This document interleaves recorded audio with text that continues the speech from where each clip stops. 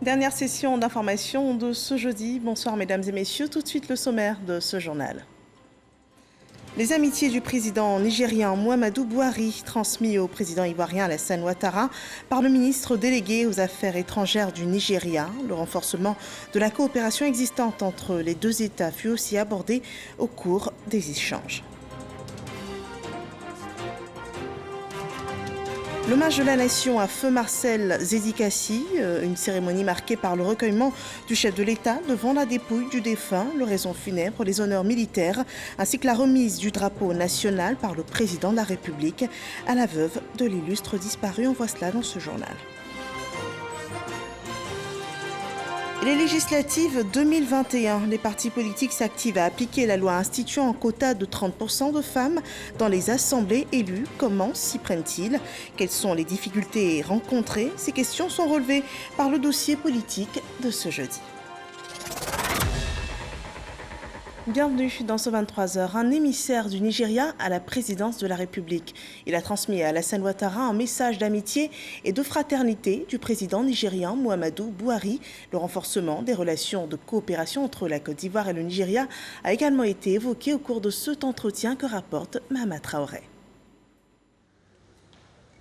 Ancien ambassadeur de la République fédérale du Nigeria en Pologne, Zubairu Dada occupe depuis le 21 août 2019 les fonctions de ministre délégué aux Affaires étrangères. C'est à ce titre qu'il est porteur ce jeudi d'un message du président nigérian Muhammadu Buhari à son homologue ivoirien, le président Alassane Ouattara. I'm here as a special envoy. Je suis porteur d'un message spécial à son Excellence, le président de la République de Côte d'Ivoire. C'est un message de fraternité, un message d'amitié qui vient d'un président ami pour dire notre solidarité, notre fraternité au bon peuple de la République de Côte d'Ivoire. Pays le plus peuplé d'Afrique et première puissance économique de l'espace CEDEAO, le Nigeria entend ainsi consolider ses relations avec la Côte d'Ivoire, leader économique de la zone UEMOA. Les hommages de la nation ivoirienne à Marcel Zazikessi, ancien président du Conseil économique, social et environnemental et culturel. Le chef de l'État, Alassane Ouattara, prenait part ce jeudi à la cérémonie. Le point avec Viviane Aïma. Marcel Zazikessi, grand serviteur de l'État et figure emblématique nationale, ancien président du Conseil économique et social, décédé le 13 octobre 2020 des suites d'une longue maladie, l'hommage de la nation lui a été rendu ce jeudi 28 janvier dans l'enceinte de l'institution qu'il a dirigée de mai 2011 à juin 2016. En signe de respect, le président de la République, Alassane Ouattara, et les présidents d'institutions sont venus s'incliner devant sa dépouille. Marcel Zazikessi laisse de lui le souvenir d'un grand manager, un homme de progrès et de développement. Les honneurs militaires sous la forme d'un défilé militaire ont été rendus à sa dépouille.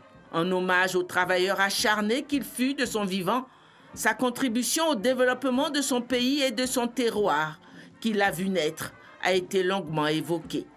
De sa vie si riche, il y a tant de choses à retenir. Et des journées entières ne suffiraient pas à les évoquer toutes. Alors permettez-moi d'en restituer 3 aspects.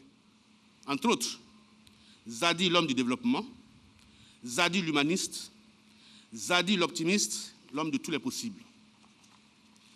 Parlant de développement, Zazikessi peut être considéré sans aucun doute comme un Prométhée pour ses contemporains, à l'image de ce demi-dieu de la mythologie grecque qui a dérobé le feu aux dieux de l'Olympe pour le donner aux hommes en vue de leur permettre d'assumer pleinement leur destin dans un monde hostile.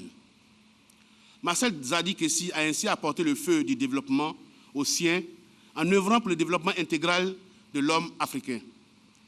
Il est possible d'affirmer sans grand risque de se tromper que ce sont les défis liés au développement qui ont été le fil conducteur de tout ce qu'il a entrepris au cours de sa riche et passionnante carrière. Excellences, Monsieur le Président de la République, Mesdames et Messieurs, le souci du développement dont il est porteur a par ailleurs fait du président Zazikessi un passionné de l'homme, un humaniste au sens plein du terme. En effet, il s'est approprié cette maxime qui dit qu'il n'est de richesse que d'homme.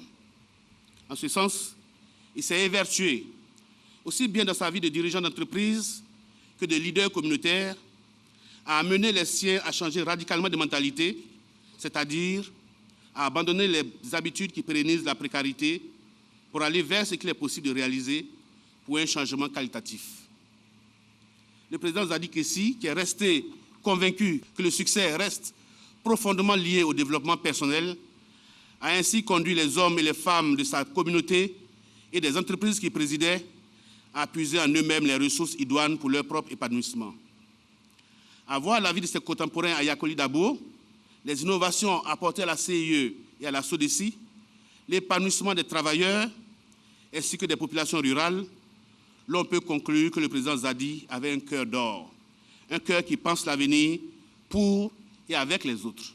Après les honneurs qui lui ont été rendus par la République incarnée par le président de la République et les institutions, la dépouille du grand serviteur de l'État qu'il fut a été remise officiellement par le président de la République à sa famille. Marcel Zadik Essi sera inhumé à Yakoli Dabo, son village natal. Voilà les hommages de la nation ivoirienne à feu Marcel Zadik Essi. L'on retiendra de l'homme son attachement pour le développement et le travail. Ce sont là des valeurs que le gouvernement enseigne aux jeunes générations. L'exemple du projet Agir pour les jeunes, une initiative qui encourage les jeunes ivoiriens à l'auto-emploi par le financement de leurs projets d'entreprise. Et dans la ville de Dabou, 150 jeunes ont perçu des financements allant de 100 000 à 2,5 millions de francs CFA. Le détail avec Godefroy Okambawa.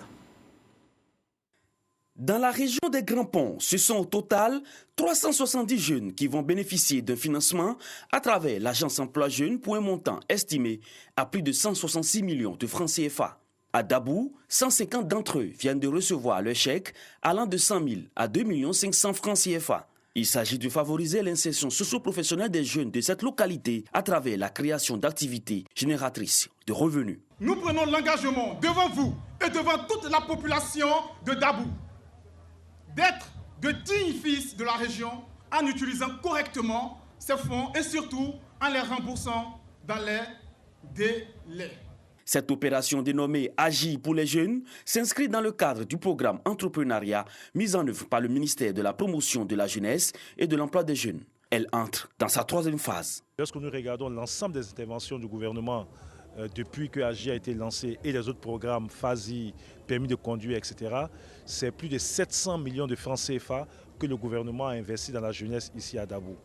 Mais mieux, pour accompagner les autorités locales dans la dynamique de consolidation de la cohésion sociale, nous avons décidé donc d'ouvrir une ligne de 500 millions de francs CFA pour l'ensemble des jeunes de la région, à l'effet de leur permettre donc, en dehors d'Agir, donc de réaliser donc des projets structurants, des projets communautaires. Avant cette remise de chèques aux bénéficiaires, le ministre Mamadou Touré, qui avait à ses côtés les ministres Essis Esmel et Isaac Claudé, a rencontré les leaders de jeunesse du département de Dabou pour briser le mur de la méfiance. Depuis les élections d'octobre 2020, Dabou a été l'épicentre de violences et souvent des jeunes ont été mis à contribution dans ces violences. Nous avons tenu à tous trois à parler à ces jeunes, leur demander de se recentrer sur leur avenir, sur leurs préoccupations essentielles, c'est-à-dire l'insertion, et de ne plus être sujet à manipulation pour quelques hommes politiques que ce soit. Des échanges francs et directs ont permis à chacune des parties de s'expliquer et de prendre des engagements, œuvrer au renforcement de la cohésion sociale dans ce département. En politique, l'élection des députés est prévue se tenir le 6 mars prochain. Cette session inclut de nouvelles exigences, notamment une meilleure représentation des femmes avec un quota minimum de 30%, une loi votée en octobre 2019 par l'Assemblée nationale. Son application est un dilemme pour certains partis politiques qui dénotent un faible engagement des femmes dans l'arène politique ivoirienne. Qu'en est-il des autres formations politiques? La représentativité des femmes dans les assemblées élues sera-t-elle respectée? Gabriel Zani a enquêté sur le sujet et c'est le dossier politique de ce jeudi.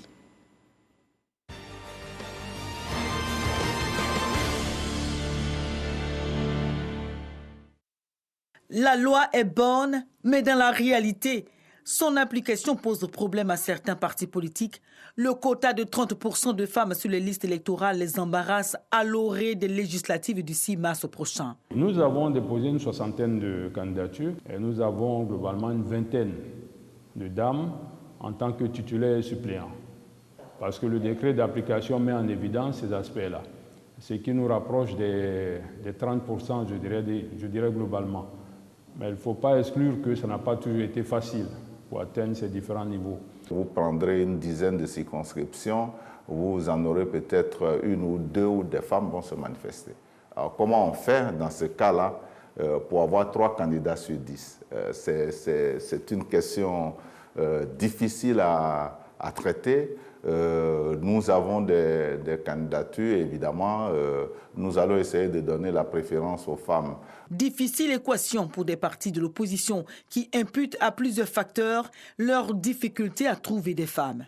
Avoir 30%, ce n'est pas ça le problème, mais on ne choisit pas le candidat, c'est le candidat lui-même qui vient à nous parce qu'il a décidé dans sa région de vouloir travailler pour ses parents et tout. Donc pour nous, c'est ça le gros problème. Il faut pouvoir inciter les femmes à venir.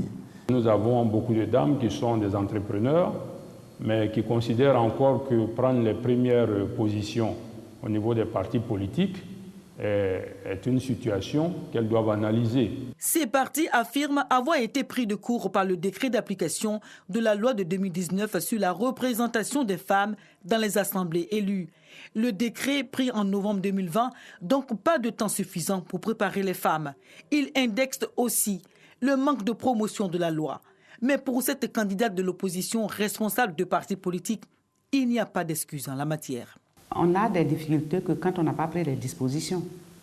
Nous étions en train de faire cette loi et comme nous étions impliqués, donc nous avons eu le temps de nous préparer et de préparer les femmes aussi. Parce que quand certains partis politiques ne peuvent pas avoir de femmes en leur sein, c'est qu'ils n'ont pas préparé. Ils ont attendu au dernier moment pour maintenant vouloir avoir des femmes. Évidemment, quand tu attends longtemps, que tu n'as pas pu préparer des femmes, tu n'en auras pas.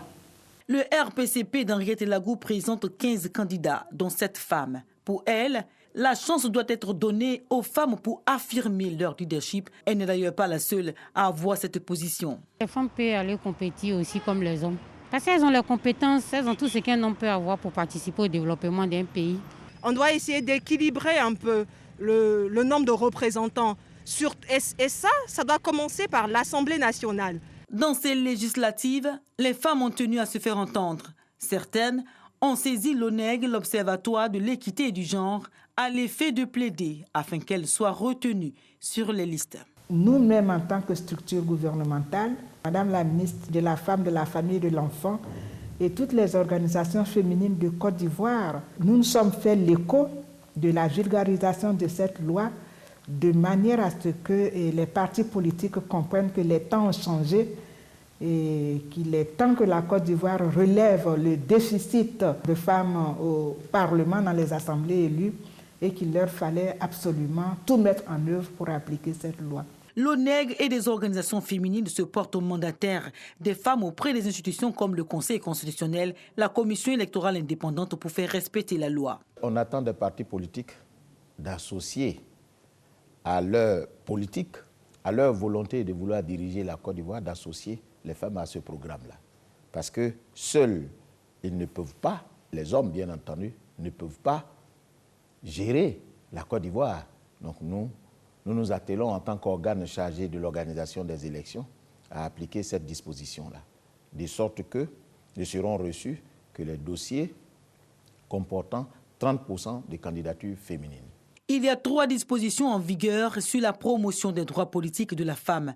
La loi de 2019 portant sur le quota de 30% de femmes dans les assemblées élues, le décret d'application de cette loi et le code électoral.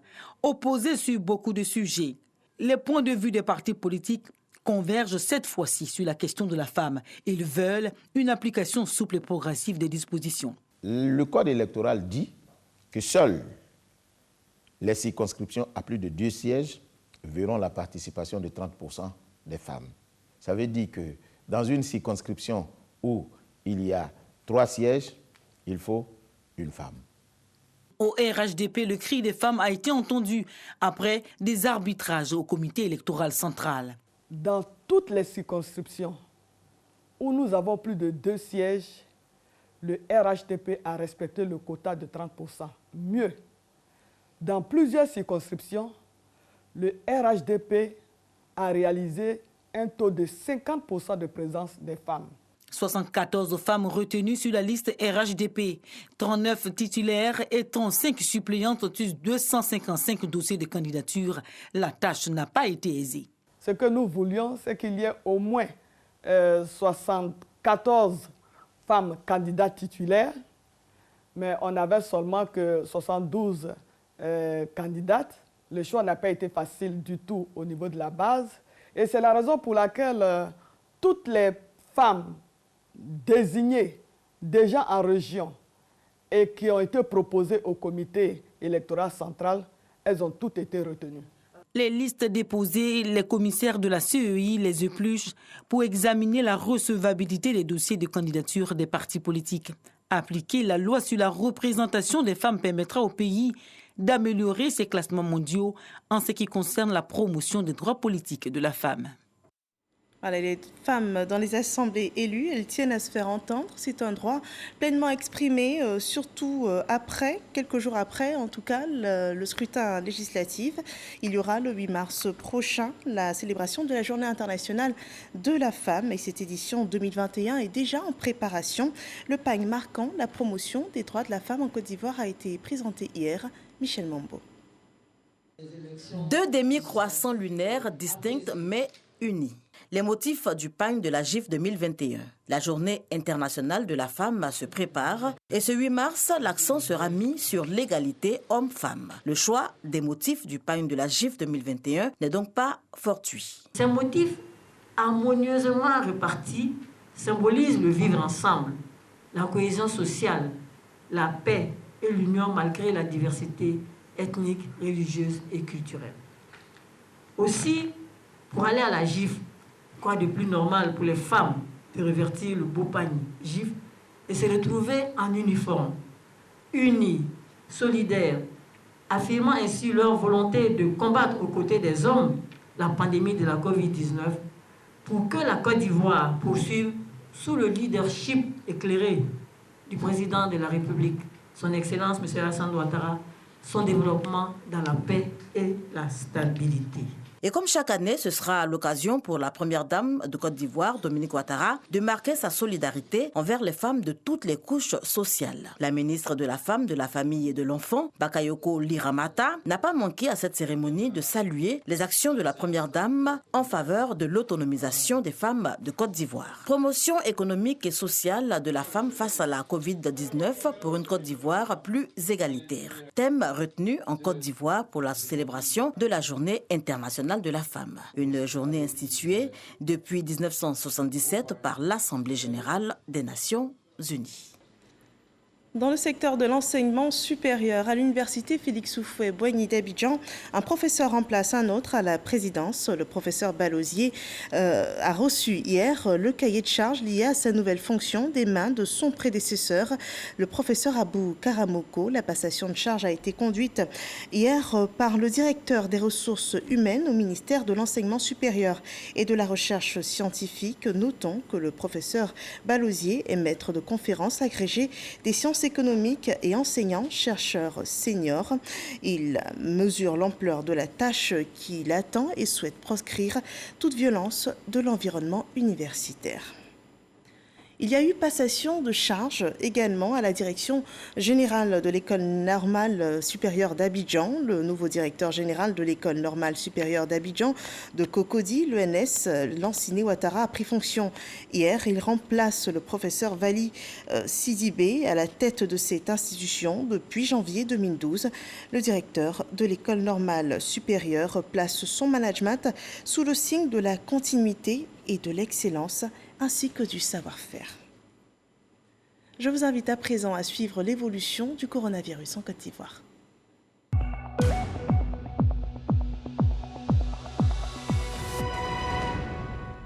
Le point de la situation du ministère de la Santé et de l'Hygiène publique présente 239 nouveaux cas de Covid-19 ce jour 28 janvier. 154 nouvelles guérisons ont aussi été répertoriées.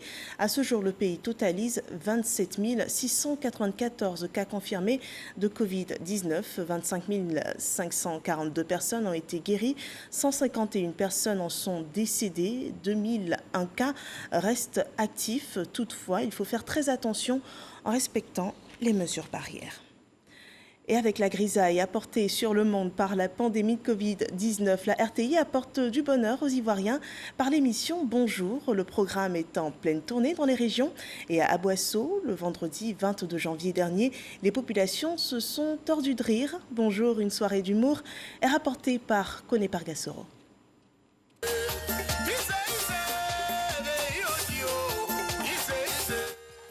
Le ministre Eugène Aka Aoulé, président du conseil régional du Sud Comoé, et les populations d'Aboissau en phase et en parfaite communion avec les humoristes sur scène. Nous sommes à la 3e étape de Bonjour Tour 2021, émission humoristique de la RTI. Et c'est la place Etienne Elingan Alexis qui a servi de cadre à ce grand rendez-vous du rire. Maman, tellement le pays est dur, gendarme joue l'auto. Moi, c'est quand on était à l'école primaire, Baobab 10 francs, ils sont 10, ils font la langue quoi. À nous deux, tu fais quoi? Pia, puis tu mènes l'autre, tu m'attires, mais on n'est jamais tombé malade, Corona, tu as quoi avec nous maintenant? Le directeur général de la RTI, M. Fosseni Dambélé, vous salue. Il vous exhorte au port du cache-nez. Bonjour, quand on a démarré, c'était l'union des peuples, des filles et fils de ce pays. Et Bonjour veut vous emmener toujours à cela, à être ensemble. Car lorsque nous sommes ensemble, nous sommes toujours plus forts. Le ministre Aka Aoulé, parrain de Bonjour Tour à Aboissau, a saisi l'opportunité pour inviter les populations de sa région à être des artisans de paix et de la non-violence, mais surtout à respecter les mesures barrières pour lutter contre la Covid-19. Bonjour 2021. C'est le tout petit cadeau que nous avons tenu à vous offrir en ce début d'année 2021. Vous le méritez et vous avez démontré que vous le méritez par votre mobilisation exceptionnelle. Les populations, elles, se réjouissent de la qualité de la prestation des humoristes. Petit du lion, Liato. Petit de Boisseau. Abassoto. Petit de l'homme. Petit mousseau. Petit de mouton. Moutonto. Petit Agni. Agnisso. Ya, c'est comme ça vous êtes. Béoussé. J'étais malade en venant, mais j'ai retrouvé la santé. J'ai tout gagné.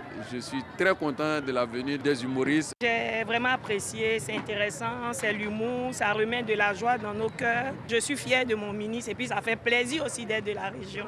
Après Aboissau, l'équipe de l'émission Bonjour s'est rendue le lendemain à Tiassalé pour une autre étape de cette émission humoristique à succès de la RTI.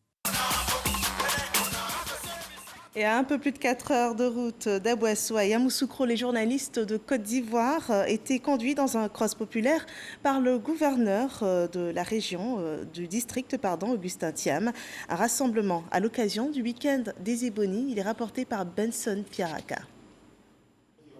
Le gouverneur du district autonome de Yamoussoukro a mis les petits plats dans les grands pour offrir à la communauté des journalistes de Côte d'Ivoire la meilleure hospitalité possible dans sa cité. Présent le vendredi à l'ouverture du village des Ébonies pour visiter les stands et partager un repas de famille, Augustin Thiam s'est illustré par sa ponctualité le samedi matin en étant parmi les premiers à se présenter au départ du cross organisé par l'Union nationale des journalistes de Côte d'Ivoire. Je salue cette initiative d'organiser une course. J'ai vu des gens de différents partis politiques que je connais, qui sont des résidents de Yamoussoukro, qui sont venus participer à cette course ce matin. C'est un excellent message de rassemblement, un signe de cohésion sociale aussi. Dans la bonne humeur, la multitude de participants à ce cross s'est détournée de toute obsession de victoire pour se concentrer sur l'essentiel, le souci du bien-être, de la bonne santé par le sport, à la cadence des chants stimulants, des concurrents issus des forces de défense et de sécurité, la joyeuse cohorte a sillonné les toujours impressionnantes grandes artères de Yamoussoukro pour achever son parcours au village des Ébonés. Le ministre-gouverneur Augustin Thiam a le soir même, aux côtés de ses pairs Kobena Djoumani, Suleiman Diarasouba et Sidi Timoko Touré, participé au Grand Gala des Ébonés, point d'orgue de ce week-end aux couleurs de l'UNJCI. Et nous gardons le temps du sport. Un mot sur le championnat d'Afrique des Nations au Cameroun. 2 matchs, Guinée, Tanzanie et Zambie, Namibie. Les 2 rencontres se sont soldées sur des matchs nuls, respectivement 2-2 et 0 partout. Le résumé de Jean-Sylvain Esso.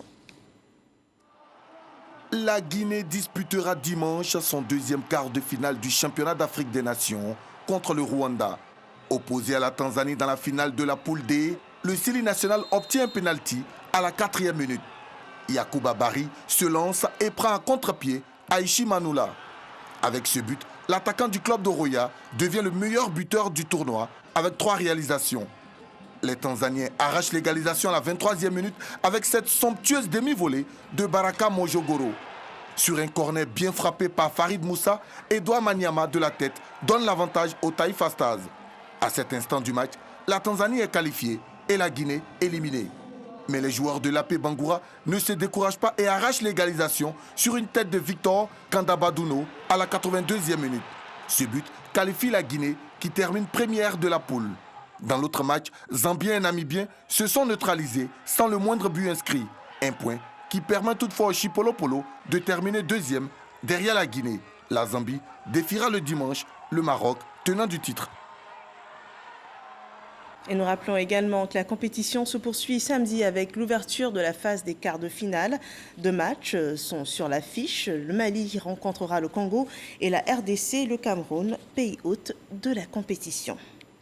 Au Cameroun, un drame s'est produit. Au moins 53 personnes ont péri dans l'incendie d'un bus après un accident. Une trentaine d'autres sont blessées, dont 29 présentent de graves brûlures après l'incendie qui a suivi la collision d'un bus de voyageurs et d'une camionnette transportant du fioul dans l'ouest du Cameroun. C'est l'un des pires accidents de la route de l'histoire du Cameroun selon les autorités. Les personnes décédées n'ont pu jusque-là être identifiées car elles sont toutes calcinées.